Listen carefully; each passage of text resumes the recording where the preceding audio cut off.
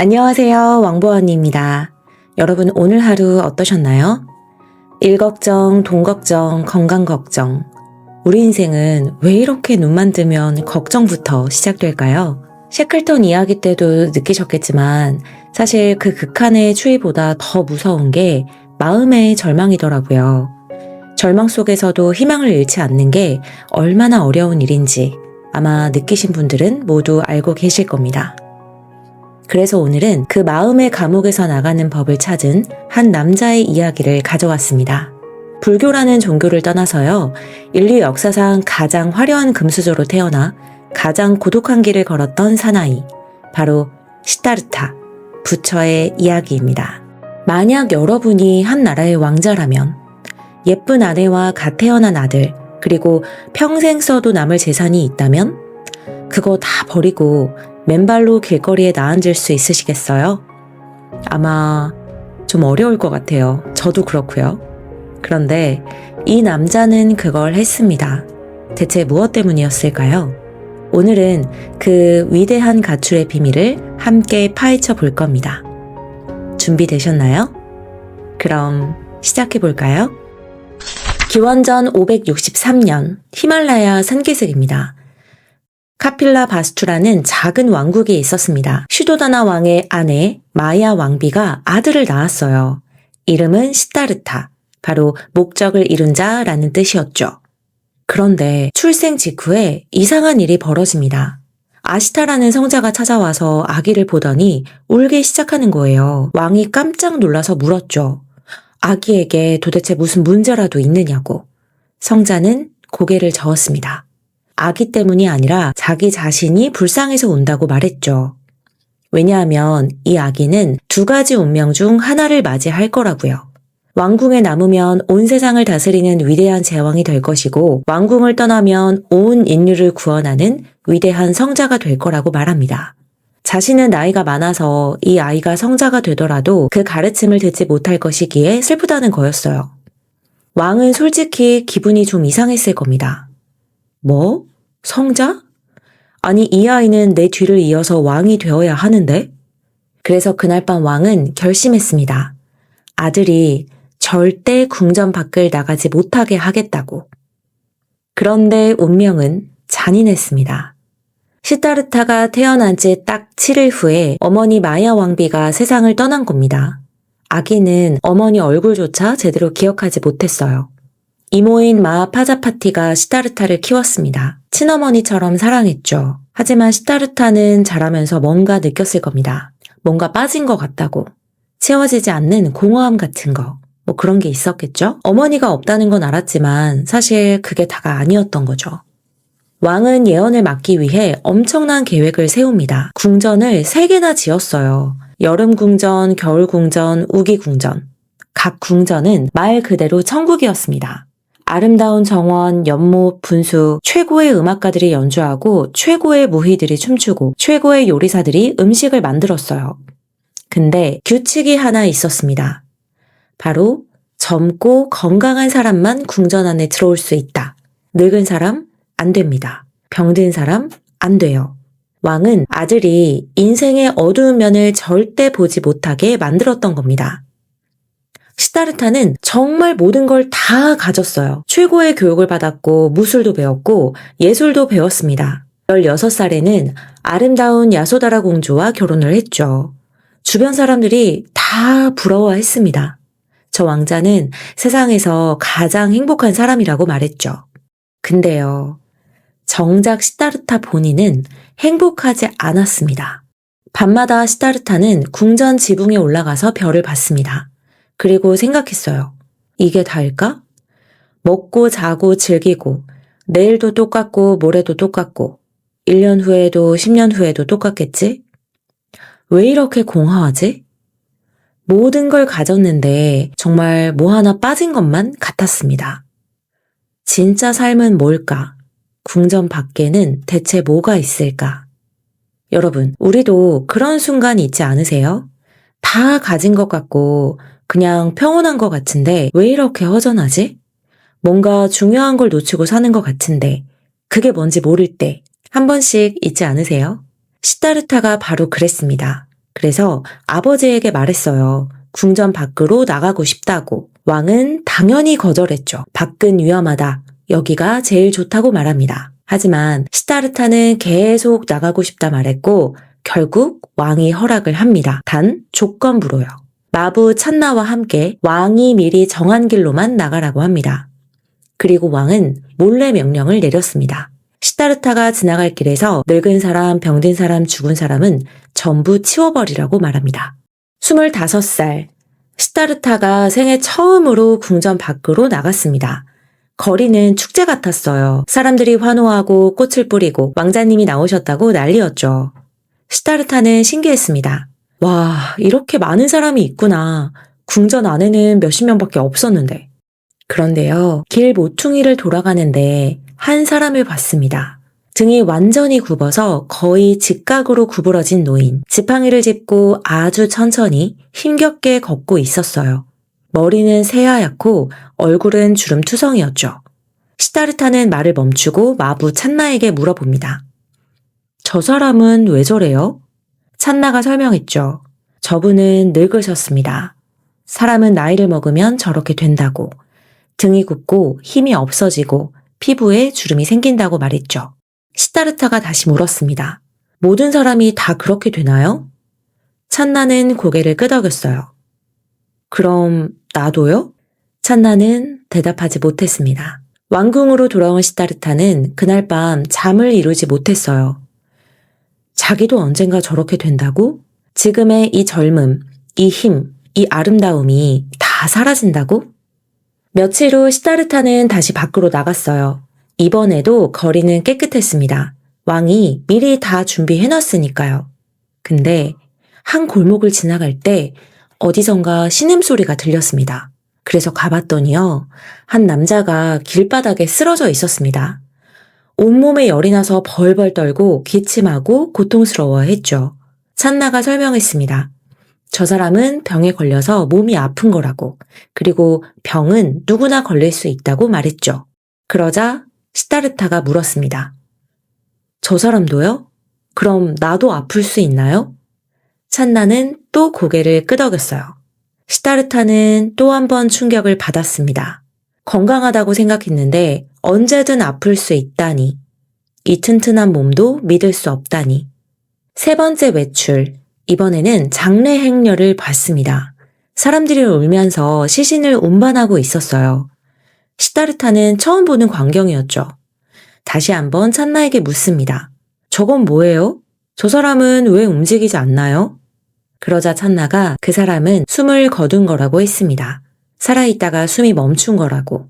더 이상 움직이지도 말하지도 느끼지도 않는다고. 그러자 시타르타가 또 물었죠. 모든 사람이 그렇게 되나요? 그러자 찬나는 예외가 없다고 했습니다. 시타르타는 말을 잃었어요. 그날 밤 궁전에서 큰 잔치가 열렸습니다. 음악이 울려 퍼지고 무희들이 춤추고 사람들이 웃고 떠들고 엄청 신나는 그런 날이었죠. 근데 시타르타 눈에는 모든 게 다르게 보였습니다. 저 아름다운 무희도 언젠간 늙겠구나. 저 건강한 음악가도 언젠간 병들겠구나. 저기 웃고 있는 사람들도 모두 언젠간 죽겠구나. 그럼 이 모든 게 무슨 의미지? 네 번째로 밖을 나갔을 때 한 수행자를 봤습니다. 낡은 옷을 입고 바루 하나 들고 조용히 걷고 있는 사람. 그런데 이상했어요. 분명히 가난해 보이는데 얼굴은 굉장히 평화로워 보였던 거죠. 시타르타가 물었습니다. 저 사람은 누구예요? 그러자 찬나가 수행자라고 했습니다. 바로 진리를 찾아다니는 사람이라고 말했죠. 시타르타는 생각했어요. 저 사람도 늙을 거고 병들 거고 죽을 텐데 왜 저렇게 평화로워 보이지? 그날 밤 시타르타는 결심했습니다. 답을 찾아야겠다고. 늙음, 병, 죽음, 이 모든 고통에서 벗어나는 방법이 정말 있는 걸까? 있다면 그게 뭘까? 바로 그날 밤이었습니다. 하인이 달려왔어요. 왕자님, 아들이 태어났습니다. 시타르타는 아기 방으로 갔습니다. 아내 야소다라가 갓 태어난 아기를 안고 자고 있었어요. 시타르타는 한참 동안 그 모습을 바라봤습니다. 안아주고 싶었고 입맞춤을 해주고 싶었죠. 근데 그러면 못 떠날 것 같았습니다. 한 번 안으면, 한 번 그 따뜻함을 느껴버리면 절대 떠날 수 없을 것 같았어요. 그래서 조용히 방을 나왔습니다. 그리고 아들의 이름은 라훌라라고 지었어요. 뜻은 족쇄입니다. 좀 냉정하게 들리시지 않나요? 아들을 족쇄라고 부르다니. 근데 시다르타 입장에서는 그랬을 겁니다. 이 아이를 사랑하면 할수록 이 아이 때문에 본인이 떠날 수 없을 거라는 걸 알았던 거죠. 한밤중이었습니다. 시다르타는 마부 찬나를 깨웠어요. 말을 준비하라고 했죠. 찬나가 놀라서 묻습니다. 이 밤중에 어딜 가시려고요? 시다르타가 답합니다. 궁전을 떠나겠다. 답을 찾으러 가겠다. 여기 있으면 절대 찾지 못할 것 같다. 그렇게 둘은 조용히 궁전을 빠져나갔습니다. 성문을 지키는 병사들도 마침 잠들어 있었다고 하네요. 그렇게 성문 밖에 나온 시다르타는 칼을 꺼내서 자기 머리카락을 잘랐습니다. 당시 인도에서는 머리카락은 신분의 상징이었어요. 왕족은 긴 머리를 따서 장식했죠. 그걸 다 잘라낸 겁니다. 화려한 옷도 벗어 던졌어요. 지나가던 사냥꾼한테 낡은 옷을 얻어 입었습니다. 그리고 찬나에게 말했죠. 돌아가세요. 아버지께 말씀드려요. 제가 답을 찾으면 돌아오겠다고. 찬나는 울면서 물었습니다. 정말 가시는 겁니까? 시다르타는 고개를 끄덕였습니다. 찬나는 눈물을 흘리며 말을 끌고 궁전으로 돌아갔습니다. 시다르타는 혼자 숲속으로 걸어 들어갔어요. 29살. 예쁜 아내, 사랑스러운 아들, 왕국, 재산 모든 걸 버리고. 왜일까요? 바로 답을 찾기 위해서. 늙음과 병과 죽음, 이 피할 수 없는 고통에서 벗어나는 방법이 있는지 알고 싶었던 겁니다. 시다르타는 첫 번째 스승을 찾아갔습니다. 알라라 칼라마라는 명상의 대가였죠.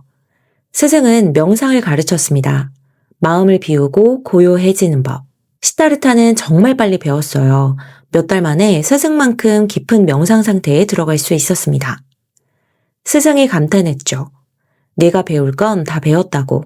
이제 내 후계자가 되라고 했습니다. 근데 시다르타는 거절했어요. 왜냐면 이건 답이 아니었거든요. 명상에서 깨어나면 고통이 다시 돌아왔고 명상 중에는 평화로웠지만 그게 끝나면 여전히 늙음도 있고 병도 있고 죽음도 있었어요. 이건 일시적인 도피일 뿐이었습니다. 두 번째 스승인 우타카 라마푸타한테도 갔어요. 또 배웠습니다. 더 깊은 명상, 더 고요한 상태. 그런데 역시 마찬가지였어요. 깨어나면 고통은 그대로였습니다. 시다르타는 깨달았어요. 도망치는 건 답이 아니구나. 잠깐 있는 게 해결책은 아니구나. 그래서 시다르타는 완전히 다른 길을 선택했습니다. 바로 극단적인 고행. 5명의 수행자와 함께 숲으로 들어갔어요. 그의 생각은 이랬습니다. 몸이 고통의 원인이라면 몸을 극한까지 괴롭히면 해방되지 않을까? 그들은 거의 먹지 않았어요. 하루에 쌀 한 알, 참깨 한 알, 시다르타의 몸은 바싹 말라갔습니다. 갈비뼈가 다 드러나고 눈이 푹 꺼지고 서 있기도 힘들 정도였죠. 어떤 날은 숨쉬기조차 고통스러웠습니다. 6년. 시다르타는 6년 동안 이렇게 살았어요. 거의 죽음 직전까지 갔습니다. 그런데 어느 날 강가에서 쓰러졌어요. 물에 비친 자기 모습을 보니 이건 사람이 아니라 해골 같은 거죠. 그 순간 깨달았습니다. 이게 뭐 하는 거지? 궁전에서는 쾌락에 빠져서 답을 못 찾았고 지금은 고통에 빠져서 답을 못 찾고 있어. 이건 너무 극단적이야. 그때 강 건너편에서 노래가 들렸습니다. 악기를 가르치는 스승이 제자에게 말하고 있었어요. 검은 고주를 너무 세게 당기면 끊어진다.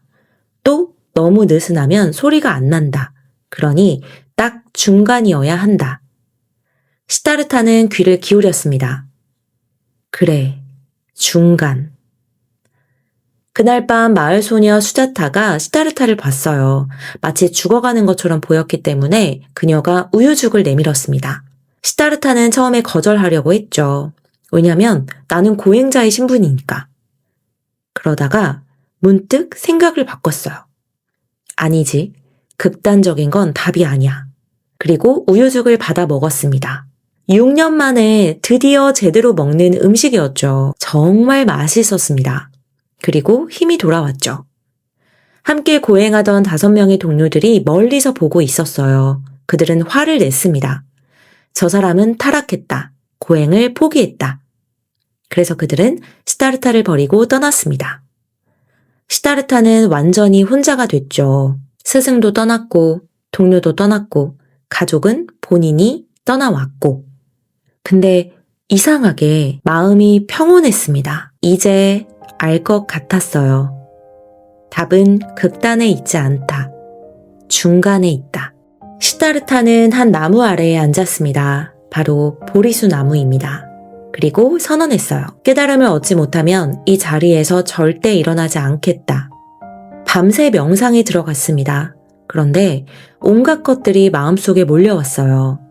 불교에서는 이걸 마왕마라라고 부르는데요. 심리학적으로 보면 우리 안의 불안, 두려움, 욕망, 질투 이런 감정들이죠. 왕궁으로 돌아가라는 유혹, 아내와 아들 생각, 6년을 헛되이 보낸 것 아니냐는 자책, 깨달음 같은 건 없을 거라는 절망, 모든 게 몰려왔습니다. 시다르타는 손을 땅에 댔어요. 그리고 말했습니다. 땅이여 증명하라. 나는 흔들리지 않는다. 새벽이 밝아왔습니다. 동쪽 하늘에 샛별이 떴어요. 그 순간 시다르타는 깨달았습니다. 뭘 깨달았을까요? 복잡한 철학이 아니었습니다. 아주 단순한 진리였죠. 고통은 집착에서 온다. 우리가 고통스러운 이유는요, 영원하지 않은 것을 영원하다고 착각하고 붙잡으려고 하기 때문이에요.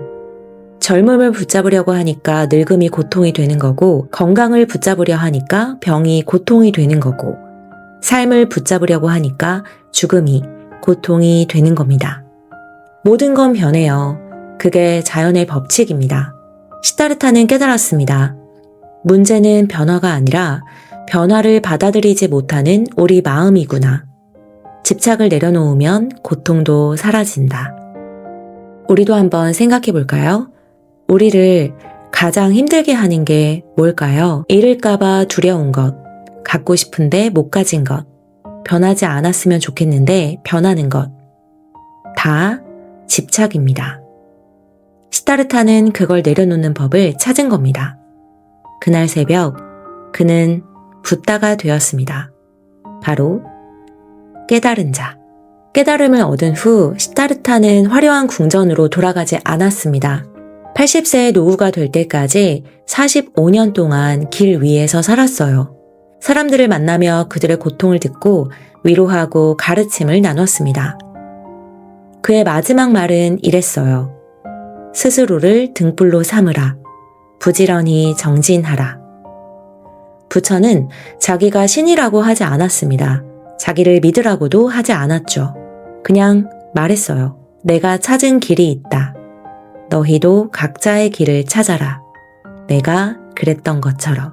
지금 여러분들을 힘들게 하는 그 고민, 그 걱정, 그 불안, 혹시 너무 꽉 쥐고 있는 건 아닌지 한번 돌아보셨으면 좋겠습니다. 부처는 완벽한 사람이 되라고 말하지 않았습니다. 단지 깨어있으라고 말했죠. 우리의 욕망을 이해하고 우리의 마음을 바라보고 우리의 집착을 내려놓으라고 말했습니다. 어쩌면 부처의 가르침은 특별한 종교의 이야기가 아니라 인간의 마음에 대한 이야기일지도 모릅니다. 우리는 모두 불안 속에서 살아가고 무언가를 붙잡으며 살아가고 그리고 때로는 그것 때문에 고통을 겪습니다. 하지만 그 고통을 이해하는 순간 삶은 조금 다른 모습으로 보이기 시작합니다. 2600년 전 한 왕자가 던진 질문. 왜 인간은 고통 속에서 살아가는가? 그리고 그가 찾은 답은 고통을 이해하는 순간 우리는 조금 더 자유로워질 수 있다였죠. 어쩌면 그것이 부처가 우리에게 남긴 가장 큰 메시지일지도 모릅니다. 오늘 영상도 재밌게 들으셨나요? 재밌으셨다면 구독과 좋아요도 부탁드리고요. 저는 다음에 더 재밌고 흥미진진한 이야기로 찾아오겠습니다. 감사합니다. 안녕!